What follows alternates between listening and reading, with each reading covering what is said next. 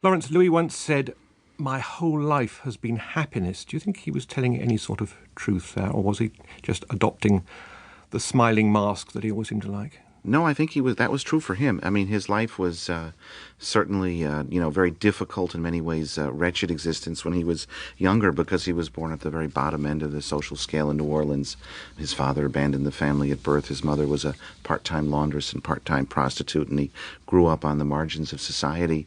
And by every conventional standard of middle-class existence, it was a recipe for a unhappy and early end, and he loved it.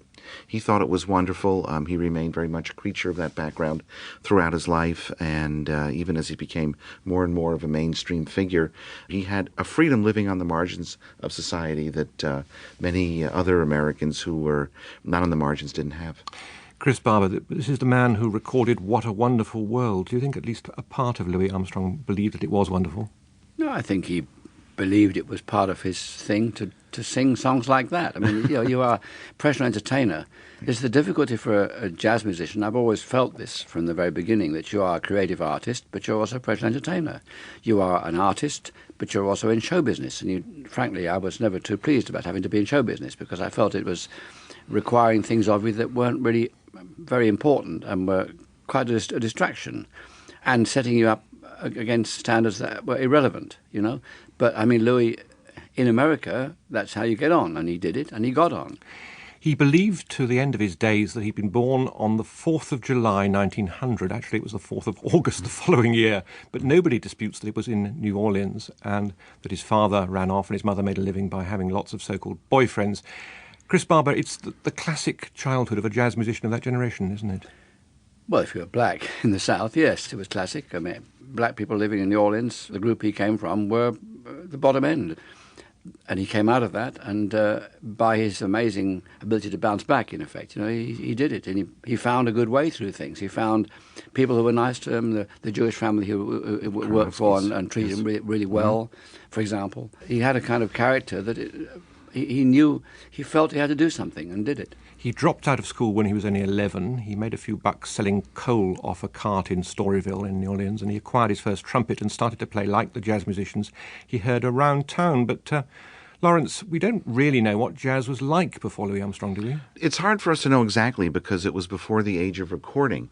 But we have a pretty good idea that there were two different kinds. There was hot jazz, which is the kind that Louis was naturally drawn to, tended to be more improvised, much, much more rowdy in various strange small nightclubs. And then there was Creole music, which was popular dance music. Most of those musicians were reading musicians, unlike what we would now call the jazz musicians. The word jazz really didn't exist at that point. And the Creoles tended to be, they were people of color, part white, they were part European, they were part French or Spanish or Italian, part black. So the Creole society was actually very stratified, and socially it was above Louis Armstrong, who was black. So the Creoles would look down on someone like Louis Armstrong. So you had this rather elegant Creole dance music. Then you had the wild, hot Buddy Bolden type, what now we would call jazz.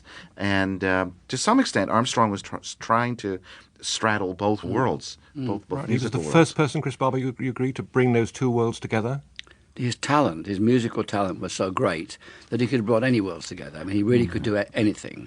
And this was the point about him. He was so talented musically, innately, in some way or other. He was gifted with this amazing ability and talent that I don't think he paid too much attention to the strata. You see, as Lawrence says, New Orleans society on that level, it was like India, with all the caste system, and the black people like Louis and probably Joe Oliver and Buddy Bolden, they were untouchables, which is difficult to handle. And you've got to know your way around not to get in trouble. Now, jazz and sex went hand in hand in New Orleans, and the young Armstrong is said to have sneaked into brothels to hear the music and ogled women, and later on he played in them himself. But Lawrence, I think it all left him quite innocent, didn't it? I mean, he never exhibited any sort of self-pity for this rather seedy adolescence, and was rather proud of it, really. I think he was proud of it. I think he flaunted it. I think he cultivated it over the years and decades as a kind of a Storyville daydream that he sold as part of his persona to the rest of the world, and it's really, integral to the entire jazz ethos. Now, oddly enough, Louis had, at the same time, very bitter feelings about New Orleans.